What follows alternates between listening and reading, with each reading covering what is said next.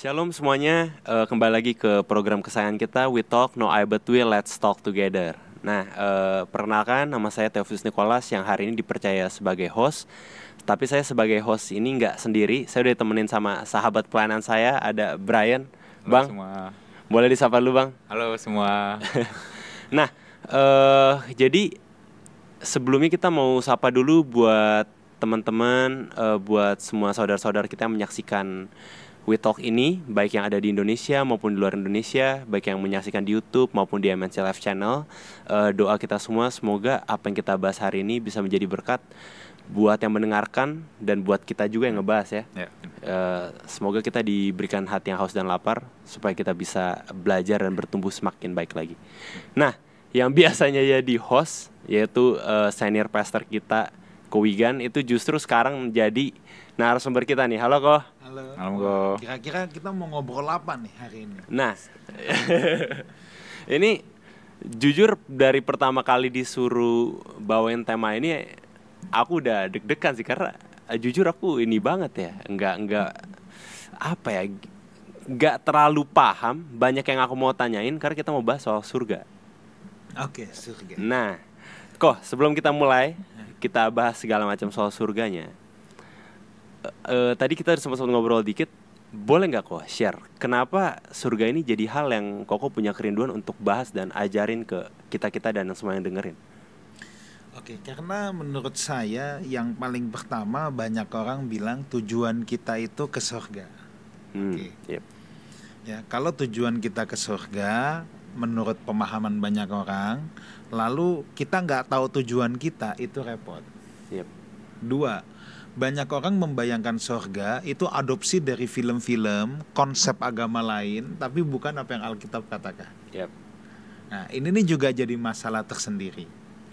Sehingga banyak orang bicara surga, tapi sebetulnya nggak tahu surga itu apa dan apa yang dimaksud surga. Sehingga bayang-bayangnya itu udah kemana-mana. Ya. Contoh.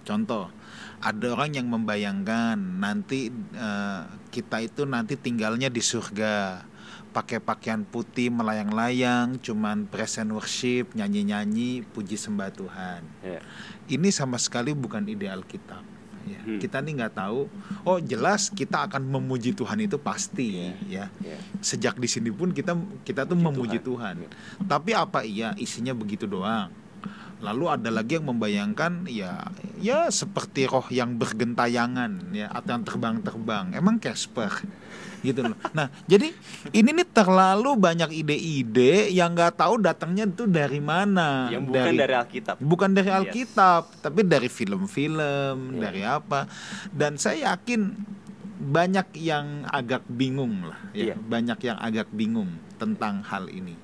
Termasuk aku lah. Gue juga nih.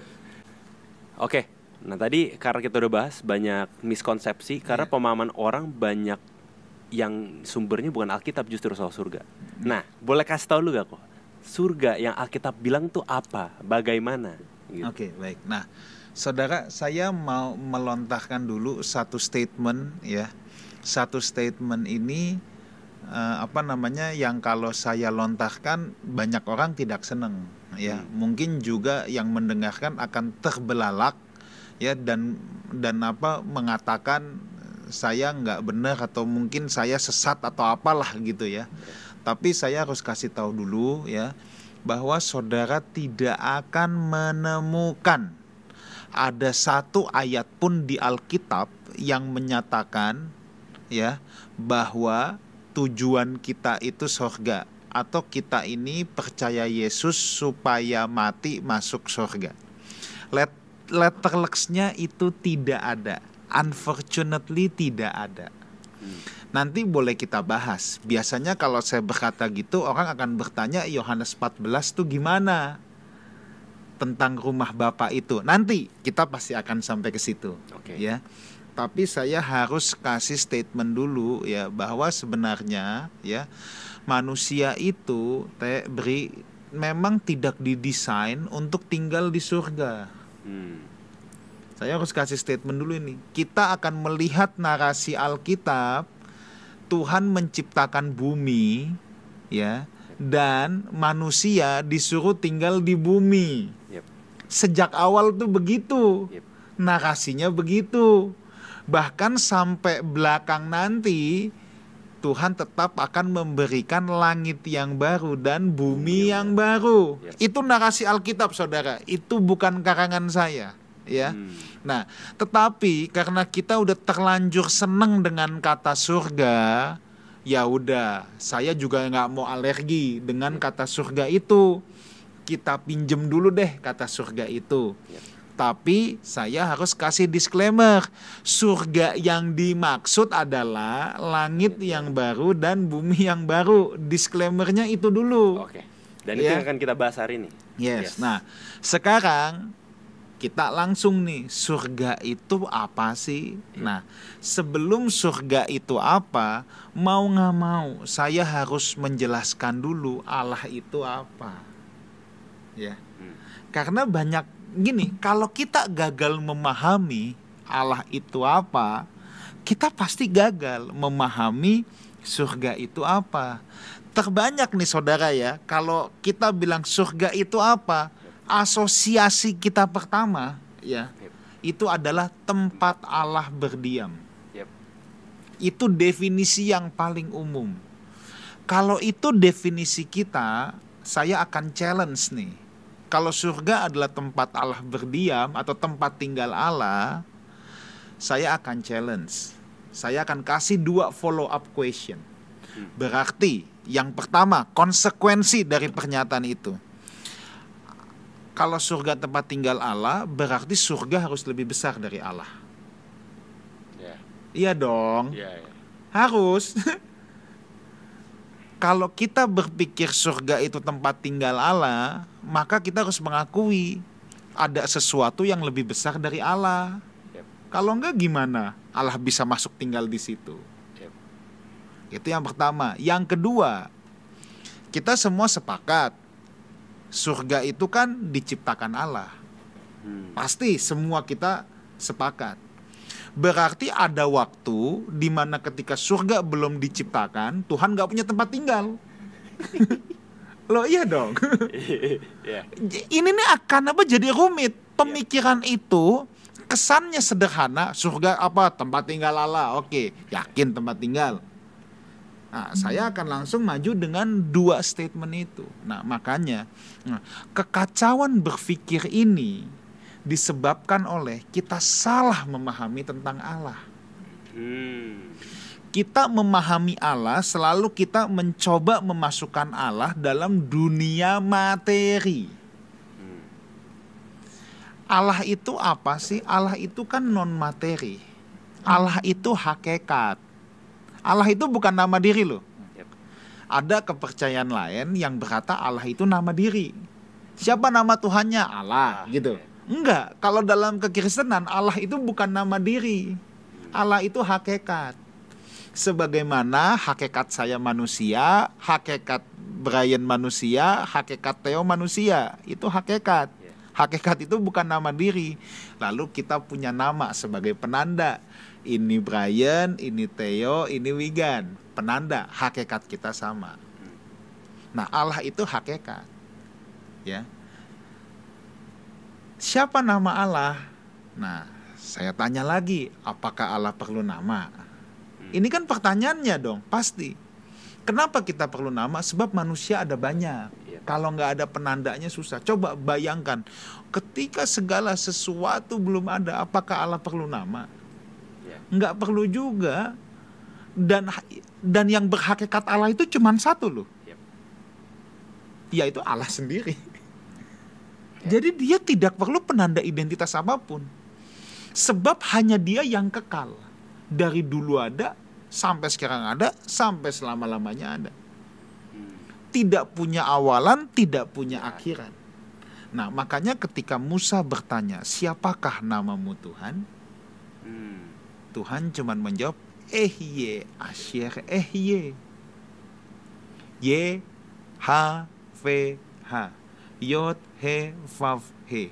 Itu yang kita kenal dengan namanya tetragrammaton, 4 huruf suci. Yod He Vav He nggak bisa dibaca. Sekarang ada lagi Kristen yang aliran Yahweh, jangan sebut nama Allah, pakai Yahweh. Lah, sekarang saudara ke Israel tanya Yahweh apaan tuh juga nggak ada yang tahu. Itu baru ciptaan orang barat abad keberapa? 10-11. Yod-Heh-Vav-Heh itu tidak bisa dibaca. Tapi Yod-Heh-Vav-Heh itu berasal dari nomina kata verba hayah yang berarti ada.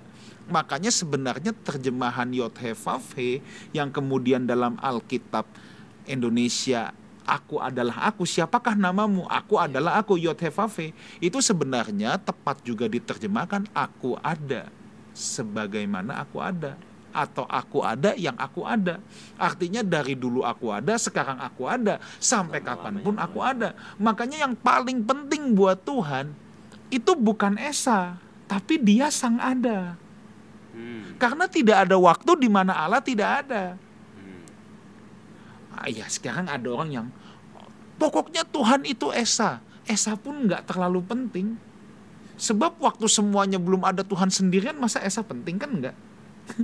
Kan perlu dibilang Esa ada 1, 2, ada penunjuk 1 ketika ada yang kedua dan ada yang ketiga. Waktu Tuhan cuma sendirian, Esa itu tidak terlalu penting juga. Nah makanya begini, yang pertama-tama harus kita pahami ya, Allah itu non materi ya.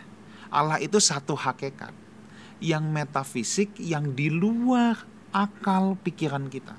Di luar akal pikiran kita. Pasti. Nah, Alkitab hanya mendeskripsikan, coba kita lihat, mungkin boleh dibantu baca. 1 Timotius 1 ayat 16.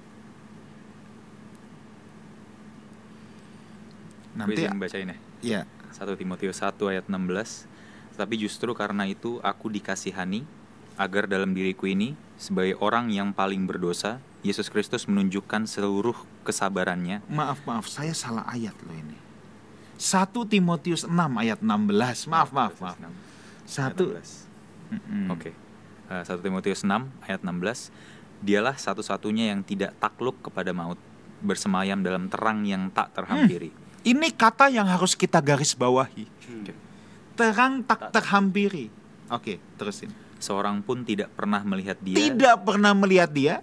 Dan memang manusia tidak dapat melihat Dia. Makanya saya bilang ini nih metafisik. Oke, terus baginya lah hormat dan kuasa yang kekal. Amin. Sekarang Theo boleh baca 1 ayat lagi. Yohanes 1 ayat 18.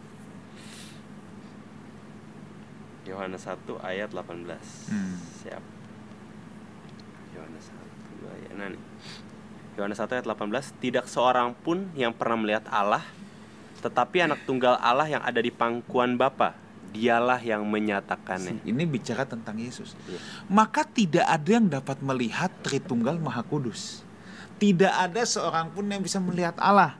Tidak akan ada yang pernah melihat Bapa. Sampai kapanpun saudara, kita tidak akan. Kita kan manusia, hakikat kita manusia. Manusia tidak dapat melihat Allah. Dan kita tidak dapat mencapai ke situ. Dia ada di terang yang tak terhampiri. Itu suatu istilah yang di luar nalar kita. Ya. Entah mau kita namakan itu apa, alam apa atau apa, yang jelas terang tak terhampiri. Artinya itu sudah di luar jangkauan kita. Nah, dalam bahasa teologi, Allah itu transcendent, jauh. Di luar dari apa yang bisa kita pikirkan. Tetapi Allah yang transenden, yang begitu jauh itu, menjadi bisa dilihat, diraba ketika Dia menambahkan natur manusia ke dalam dirinya. Jadi punya bentuk materi. Itulah firman yang menjadi manusia, Yesus. Jadi nanti yang bisa kita lihat adalah Yesus, bukan Allah. Makanya salah, ini bisa menimbulkan sesat pikir. Misalnya ada orang menggambar Tritunggal, kakek-kakek, anak muda sama burung. Ini nih menimbulkan sesat pikir. Sebab Bapa tidak bisa digambar. Ya kalau Roh Kudus digambarkan burung merpati, bisa ada penjelmaannya. Memang di Alkitab ada penjelmaan sebagai burung merpati. Apakah selalu burung merpati? Enggak juga. Kadang-kadang jadi lidah api. Kan bukan berarti semua burung merpati Roh Kudus. Ya entar ada yang makan burung merpati dibilang makan Roh Kudus lagi.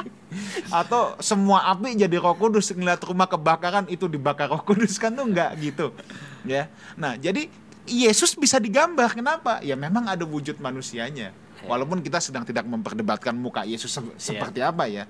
Tapi artinya ketika Allah menambahkan materi, mengambil tubuh manusia, itu baru bisa digambar, bisa dilihat. Bapak kita nggak bisa lihat. Nah makanya tadi sekali lagi, kenapa kita bilang surga tempat tinggal? Karena kita membayangkan Allah tuh materi yang butuh tempat tinggal. Lalu begitu kita bicara tempat, kan berarti ada dimensinya, ada ruangnya. Karena kita materi, butuh ruang. Kalau Allah tidak butuh ruang. Kita terbiasa hidup di dunia kita begini. Nah makanya memikirkan Allah itu, kita harus membiasakan diri berpikir metafisik dulu. Kalau kita berpikirnya materi untuk memikirkan Allah, kita tuh pasti gagal paham. Pasti keliru. Selamanya gagal paham. Nah, termasuk sorga. Kita bisa gagal paham kalau kita selalu memikirkannya adalah materi. Nah sekarang baru kita masuk ke sorga. Soal Allah jelas tuh tadi ya. Iya, karena ini cluenya dulu. Kalau kita memaksa memikirkan materi kepada Allah, kita tuh pasti gagal paham. Nah, Allah yang tidak dapat dipikirkan itu kadangkala menggunakan bahasa-bahasa yang dapat dimengerti manusia. Itu dalam istilah teologi namanya antropomorfisme. Contoh, mata Tuhan. Lalu jangan dibayangin, oh Tuhan punya mata yang ada pupil, retina, bola mata. Enggak begitu. Tangan Tuhan menuntun, lalu kita bayangin ada tangan, jari 5, kuku. Kan enggak begitu. Itu adalah bahasa penggambaran. Supaya manusia bisa ngerti Allah yang transenden itu. Tapi jangan terus dipikirkan bentuk materi. Makanya tahta Allah, jangan dipikirkan ada kursi gede. Seberapa gede kursinya nanti? Gitu ya. Nah makanya saya juga bilang ke guru-guru sekolah minggu kita ya, yang paling aman itu kalau menggambarkan pada mulanya Allah menciptakan langit dan bumi. Jangan gambar kakek-kakek sama anak muda tadi, jangan. Udah terang aja, terang yang berkilauan, terang tak terhampiri. Memang gak bisa digambar. Nah kalau kita udah terbiasa terus memikirkan Allah secara metafisik, baru sekarang kita mempersoalkan surga. Nah surga itu apa?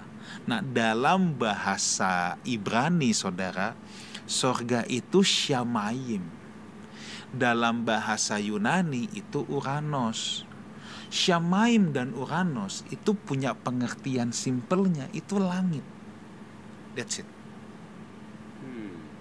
Jadi kejadian pasal yang pertama, pada mulanya Allah menciptakan langit dan bumi. Itu kata Shamayim yang dipakai. Ini kalau kita membaca Alkitab secara narasi ya. Berarti surga dan bumi diciptakannya barengan. Ayo.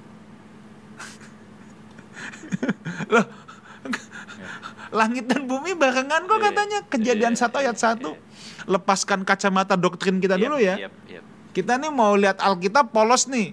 Jangan kita udah punya doktrin ina-inu dulu. Doktrin kita kan Tuhan ada di sorga, terus baru dia ciptain bumi gitu. Ya. Nah makanya kita kembali lagi, surga itu sebenarnya Shamayim. Nah Shamayim langit itu, ini kan juga, atau dalam bahasa Yunani Uranos, ini kan juga macam-macam. Burung yang kita lihat terbang, kalau bahasa Inggris sky, itu kan juga Uranos. Itu tuh juga Shamayim.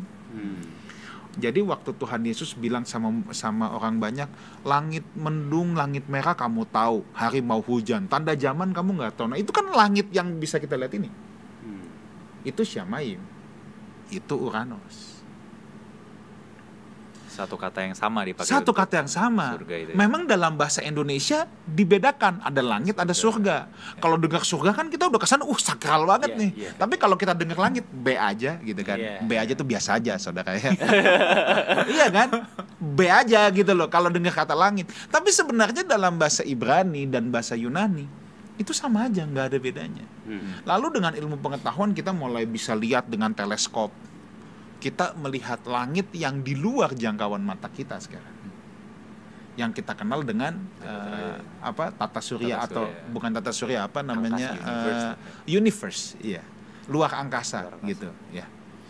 Nah, itu juga Shamayim, itu juga Uranus. Oke. Nah, tetapi dalam bahasa metafisik yang adalah tahta Allah, ya itu juga digunakan Shamayim.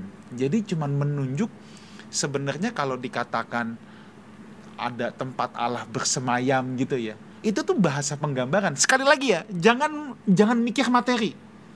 Itu bahasa penggambaran di mana Tuhan ada jauh di sana ya. Begitu jauh kan kita mikirnya tuh atas. Pasti kita menunjuk ke langit. Ya sebenarnya kalau kita mau pikir bumi itu bulat kok, mau atas bawah kiri kanan semua langit. Loh iya kan? Iya kan, bumi kan bulat. Mana yang atas, mana yang bawah?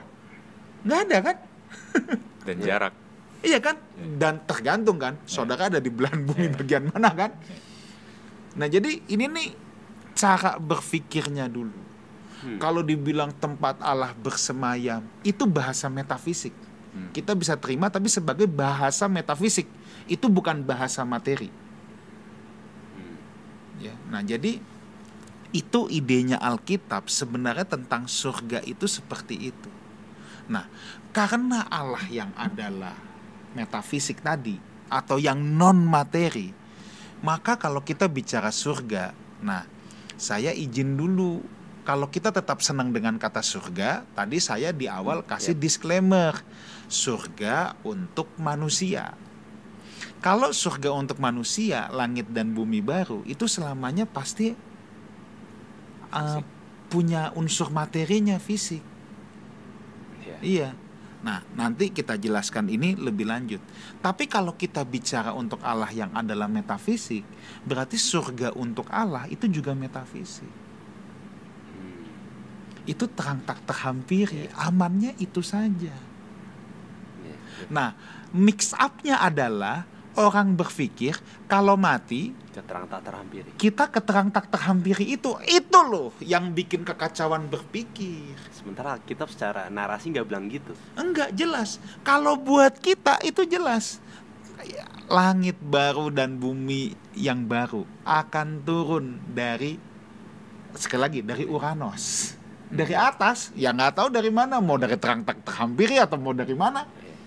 Tapi akan turun, bentuknya fisik. Karena kita selamanya tuh fisik. Maka kita akan diberikan yang namanya tubuh kebangkitan. Coba kita lihat. 1 Korintus 15 kalau tubuh kebangkitan. Ini udah menarik banget nih. Selamanya fisik. Iya, kita tuh pasti fisik. Kita pasti fisik. Nah, dari ayat 51 sampai 52. 1 Korintus 15 ayat 51 sampai 52. Iya.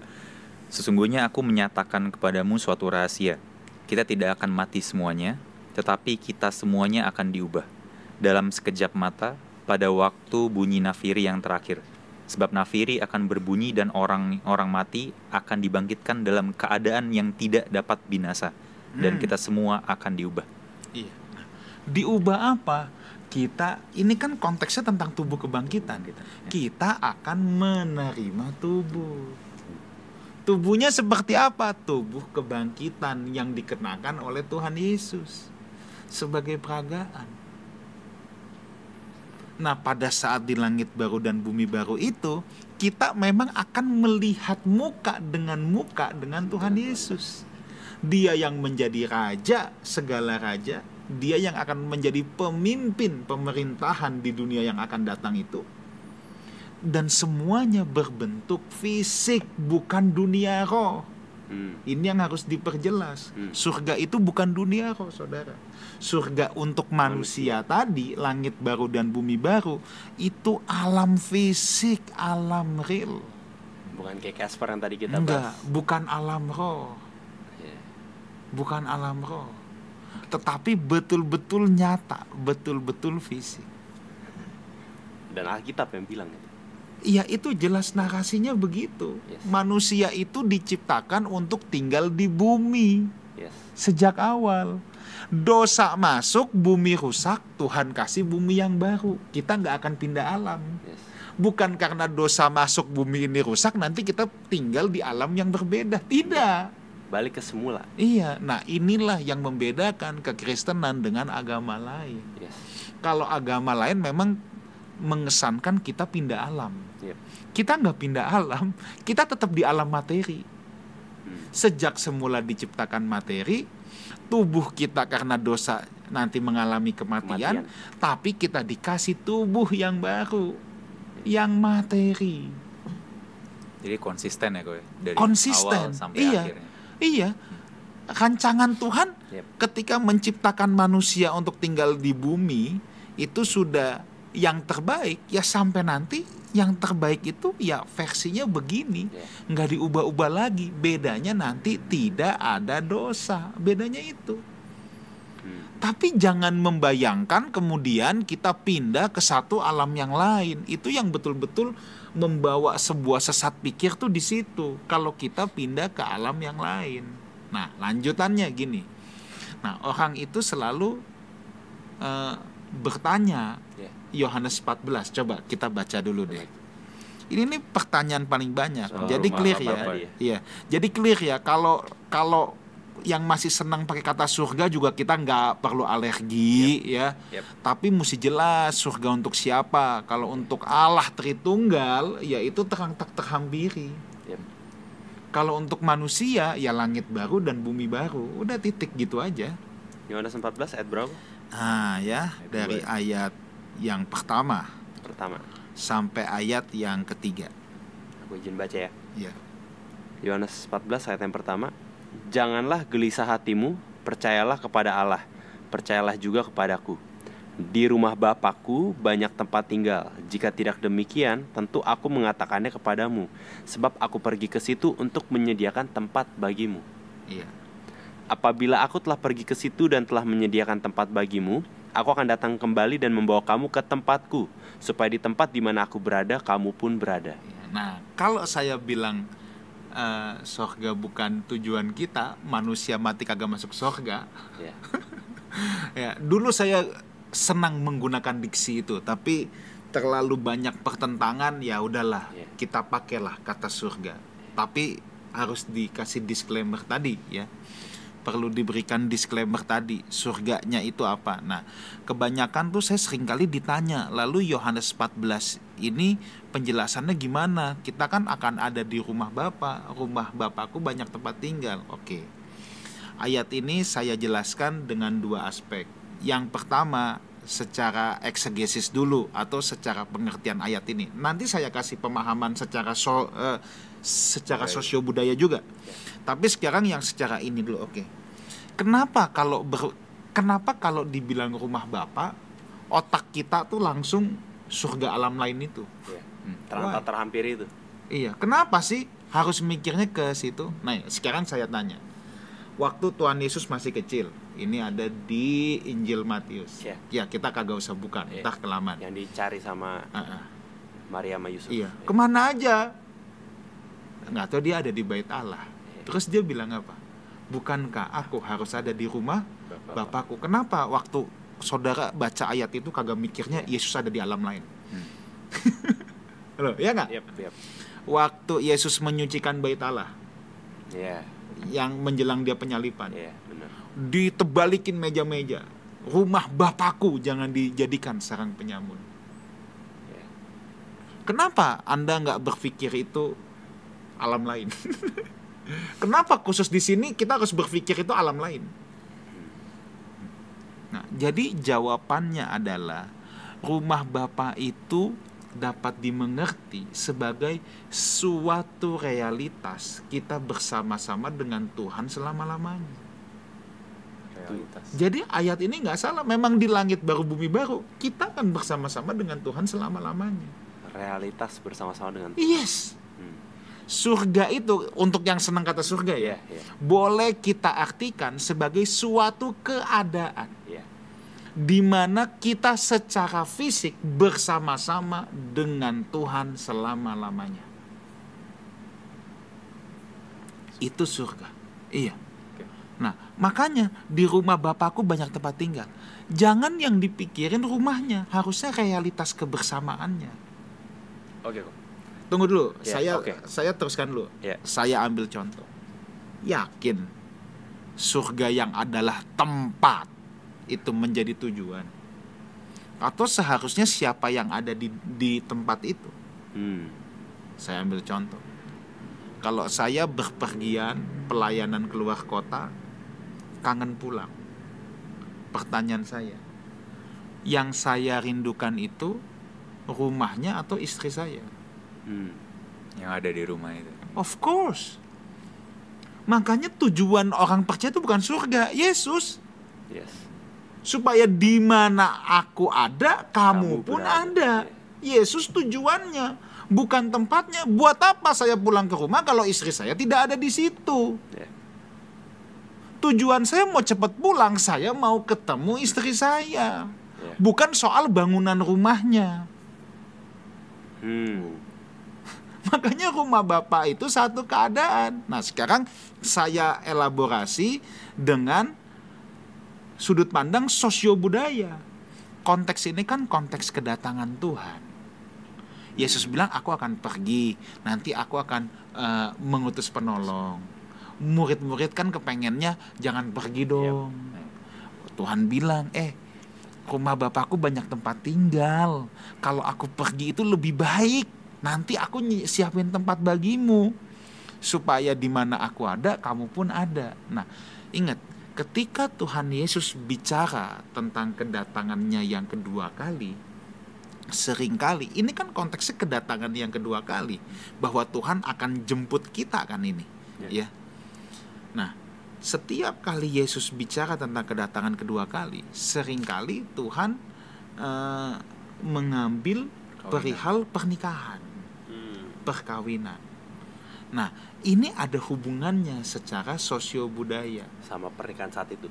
Iya, Budaya pernikahan iya. saat itu. Nah, jadi kalau orang Yahudi zaman dulu menikahnya tuh bukan kayak kita di sini, saudara, yang menikahnya itu Sangjit. langsung, iya, tanda tangan surat nikah berarti sah, resmi. Enggak, kalau zaman dulu itu ada dua proses pernikahan. Yang pertama pertunangan. Saat pertunangan itu penandatanganan semacam kontrak kawin atau ketubot. Tapi laki-laki dan wanita belum tinggal campur. Jadi prosesi pertama, ya, laki-laki itu punya teman, sahabat mempelai laki-laki. Itu namanya susbenim. Nah, dalam Alkitab itu ada susbenimnya Tuhan Yesus itu ada. Namanya Yohanes Pembaptis. Nah, coba ya, baca dari ayat Yohanes 3 ayat 26, Bang. Dari ayat ke-26 baca terus sampai ayat 29. Oke, Yohanes 3 ayat 26. Lalu mereka datang kepada Yohanes dan berkata kepadanya, Rabi, orang yang bersama dengan engkau di seberang sungai Yordan dan yang tentang dia engkau telah memberikan kesaksian, dia membaptis juga dan semua orang pergi kepadanya. Oke, stop dulu. Ini latar belakangnya kan gini. Yohanes Pembaptis ini kan populer. Wow lah. Ya, Pada waktu itu. wow, ya, semua orang datang sama dia. Setelah dia baptis Yesus, orang-orang mulai banyak yang ikut Yesus. Murid-muridnya, simpatisannya bilang, lah, ini saya pakai bahasa gampang. Dia kan yang belakangan. Guru masih yang ngebaptis dia. Kenapa orang jadi pergi ke dia? Kan ibaratnya gitu. Ya. Nah, lalu lihat coba jawab Yohanes. Ini luar biasa. Ya, jawab Ayat, Yohanes, ya. tidak ada seorang pun yang dapat mengambil sesuatu bagi dirinya kalau tidak dikaruniakan kepadanya dari surga. Ya, terus. Kamu sendiri dapat memberi kesaksian bahwa aku telah berkata, aku bukan Mesias, tetapi aku diutus untuk mendahuluinya. Ya, terus. Nah, ini.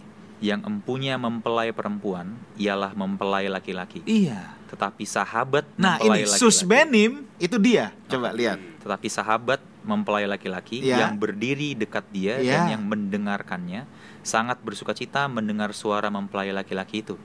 Itulah sukacitaku. Dan sekarang sukacitaku itu penuh. Jadi orang-orang yang menjadi percaya itu kan gerejanya. Ya. Yang empunya gereja mempelai Kristus adalah mempelai pria. Jadi kalau orang-orang menjadi percaya dan datang ke Yesus, Yohanes Pembaptis sebagai susbenim tuh seneng. Memang untuk itulah tugasku. Yang kan yang apa empunya mempelai wanita memang mempelai pria, bukan aku.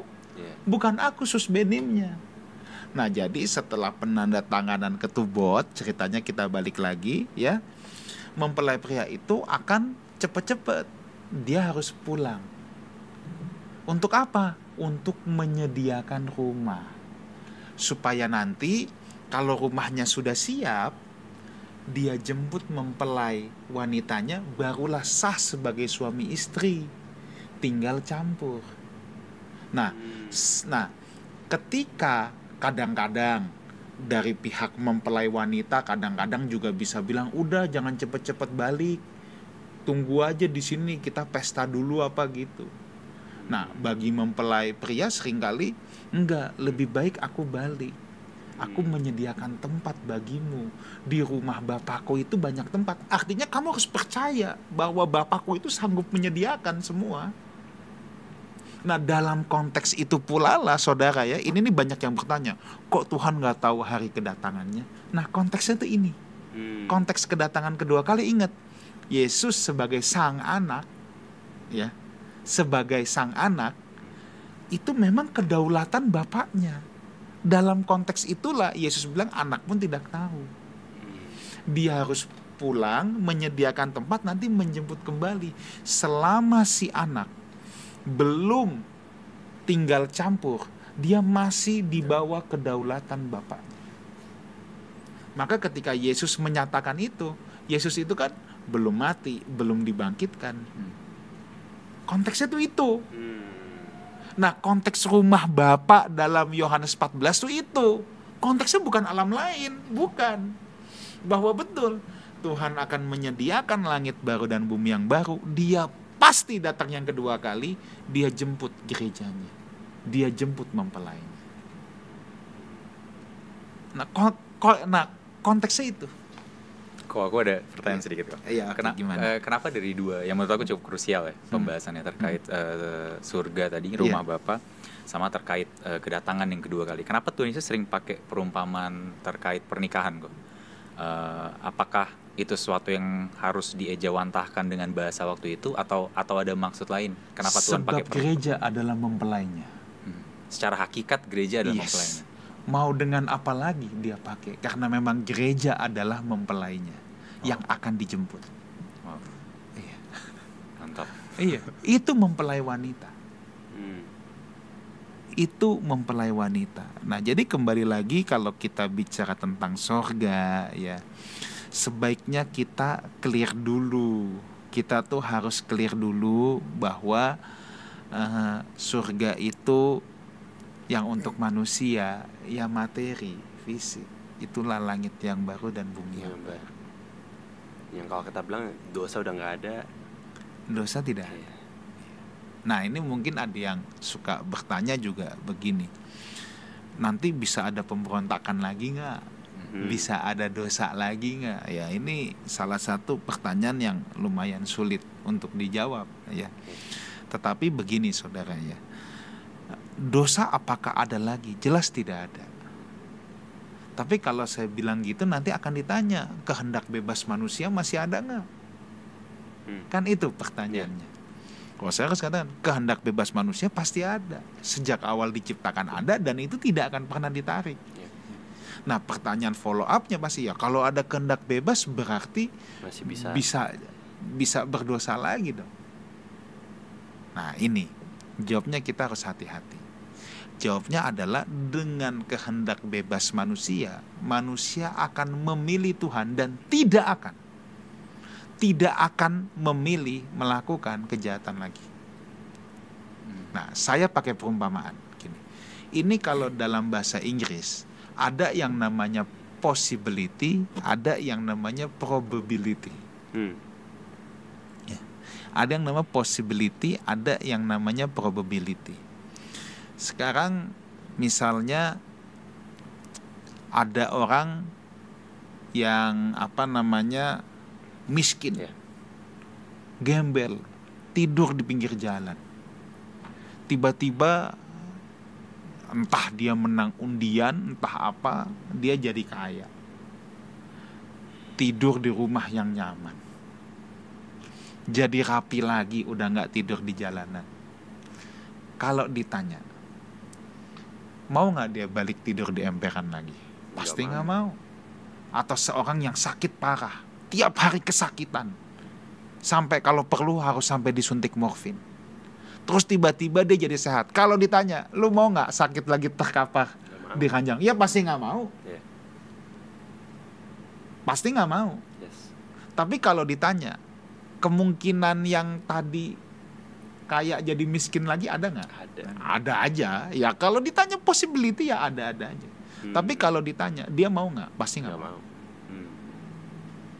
Nah ini sama. Saudara bayangkan di kehidupan kita yang sekarang, salah makan dikit mencret, ya banyak air mata, belum perang, belum sakit penyakit, ya kesulitan penderitaan, ya belum bentrok sana sini, ya bete-betean, kesel-keselan, marah, ada orang yang jahatin kita, semuanya.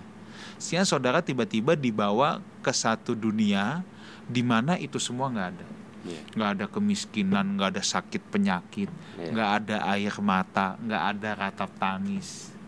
Terus saudara suruh balik lagi mau nggak? Pasti nggak mau. Maka tadi saya katakan dengan kehendak bebas manusia akan memilih. This is the best, sudah. Di mana Kristus menjadi kepala pemerintahan. This is the best. Pasti nggak mau balik lagi. Itu yang pertama. Kedua, makin nggak bisa balik lagi juga. Kenapa? Waktu Adam dan Hawa ada godaan dari luar kan. Ya, sekarang iblis. Udah nggak ada lagi. Nanti iblis nggak ada. Jadi dari dalam pasti nggak mau. Seperti orang yang udah sehat tadi disuruh, lu mau nggak balik sakit lagi? Terkapar, tidak bisa ngapa-ngapain, tiap hari merintih kesakitan, pasti nggak mau. Maunya tetap sehat. Dari dalamnya nggak mau, dari luarnya juga udah nggak ada godaan. Nah jadi sudah pasti dosa itu pasti tidak ada lagi. Dosa itu pasti tidak ada lagi. Kira-kira gitu. Nah, mungkin yang orang suka bingung ini, surga dan kerajaan surga. Ya, itu gimana? Itu tuh perlu kita singgung sedikit. Kita sering baca di Alkitab, khususnya di kitab Injil, kerajaan surga. Dan di situ dibilang kerajaan surga telah datang. Ya. Nah, itu surga dan kerajaan surga yang apa dimaksud sama atau beda? Gini saudara ya. Kalau kita bicara surga, tadi kita sudah jelaskan ya. Kalau kita bicara kerajaan surga, the kingdom of God, itu sebenarnya punya dua makna. Kingdom dan kingship. Kalau dalam bahasa Indonesia kerajaan digabung atau ke strip raja strip an. Surga atau Allah. Yang digabung semua itu kingdom, yang dipisah ke strip kerajaan Allah itu kingship. Kalau kerajaan Allah jelas dia adalah raja yang berdaulat, menunjuk pada pribadi Allah itu sendiri sebagai raja yang berdaulat sampai selama-lamanya. Itu kingship. Tapi kalau kita bicara kingdom, itu bicara sistem pemerintahan Allah. Sistemnya. Ini nggak bicara tempat, nggak bicara apa.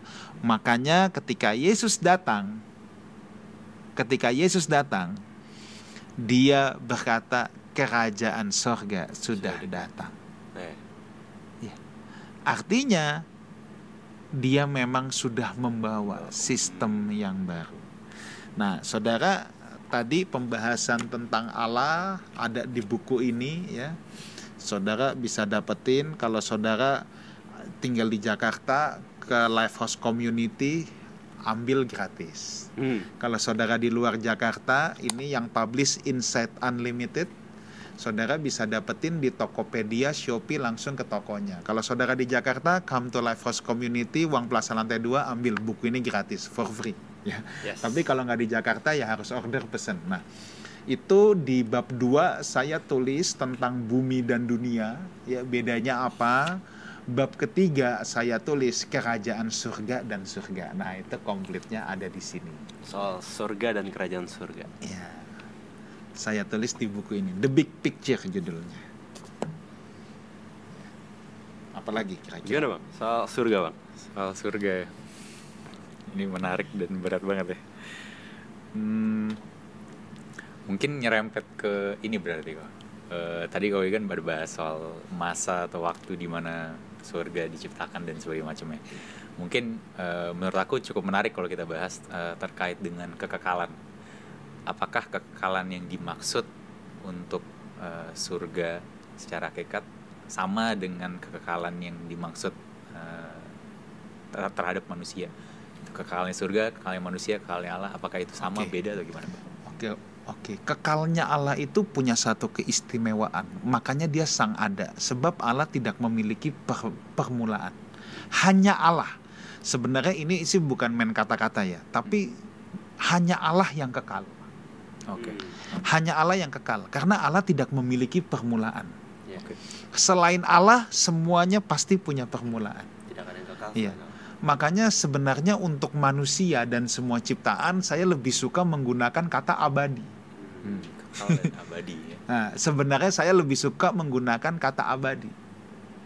Sebab kita memang akan ada terus, tapi kita punya titik awal. Segala sesuatu itu punya titik awal, kecuali Allah sendiri yang tidak punya titik awal. Nah, mungkin pertanyaan yang paling banyak tuh begini, Bri, kalau aku boleh menyasar sedikit. Oke, terus sekarang kalau dibilang orang mati, sekarang kemana? Masuk surga atau apa? Nah, ini yang menarik. Nah, orang-orang yang sudah meninggal, saudara, ini walaupun ada berbagai macam penafsiran ya, tapi yang saya jelaskan, ini penafsiran yang paling umum dan yang saya percayai. Ya, yang saya anut juga. Mungkin kita bisa lihat di Lukas pasal yang ke-16. Lukas pasal yang ke-16. Nah, Rich Man and Lazarus. Ya. Nah, ayat ke 22-23. Aku bacain. Iya. Lukas 16 ayat 22. Kemudian matilah orang miskin itu, lalu dibawa oleh malaikat-malaikat ke pangkuan Abraham. Orang kaya itu juga mati lalu dikubur. Dan sementara ia menderita sengsara di alam maut, ia memandang ke atas, dan dari jauh dilihatnya Abraham dan Lazarus duduk di pangkuannya. Pangkuan Abraham ini yang disebut dengan Firdaus. Jadi singkatnya gini, Firdaus adalah sebuah alam penantian. Sebab tadi kan kita sudah baca di 1 Korintus 15 ya, bahwa orang-orang yang sudah meninggal akan diberikan tubuh yang baru, kita masih hidup akan diubah dalam sekejap. Jadi sekarang yang sudah mendahului kita, para rasul semua, itu juga belum punya tubuh.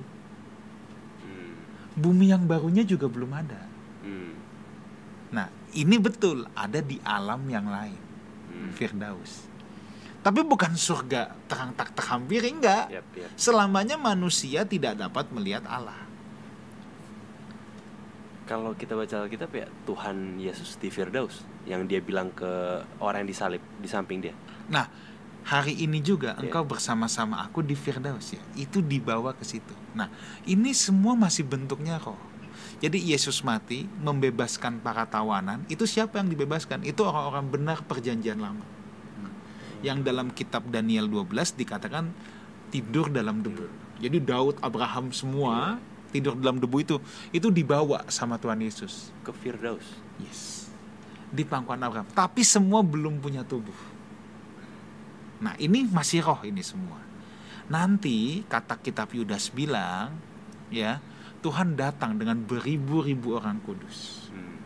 Nah, di saat itulah yang sudah mati dikasih tubuh, yang kita yang masih hidup, kalau kita masih hidup, Tuhan sudah datang di masa kita hidup, kita diubah dalam sekejap.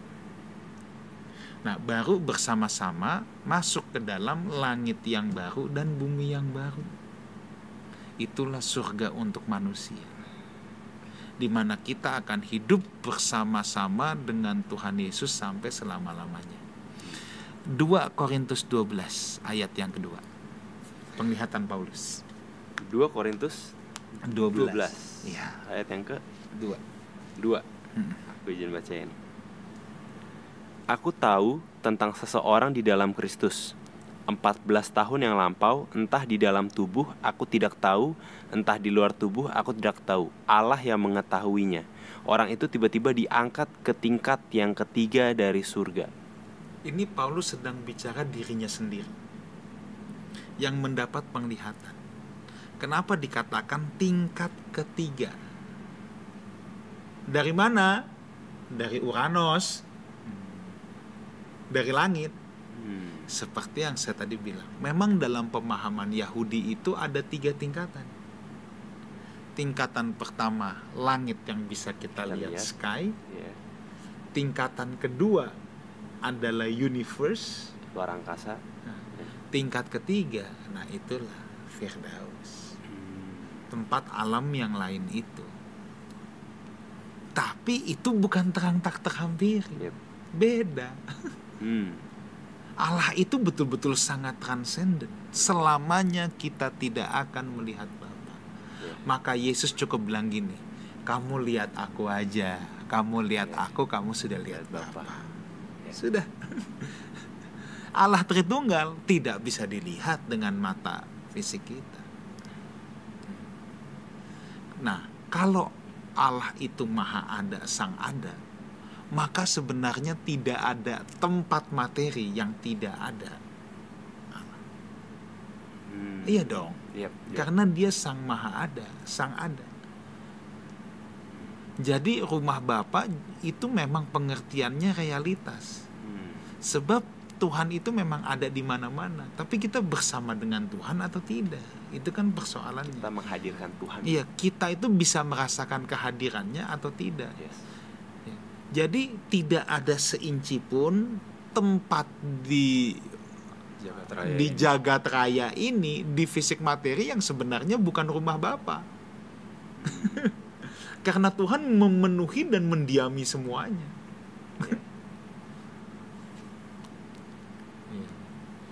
Oke kok. Mungkin satu pertanyaan terakhir karena waktu kita udah mendesak. Kalau ada.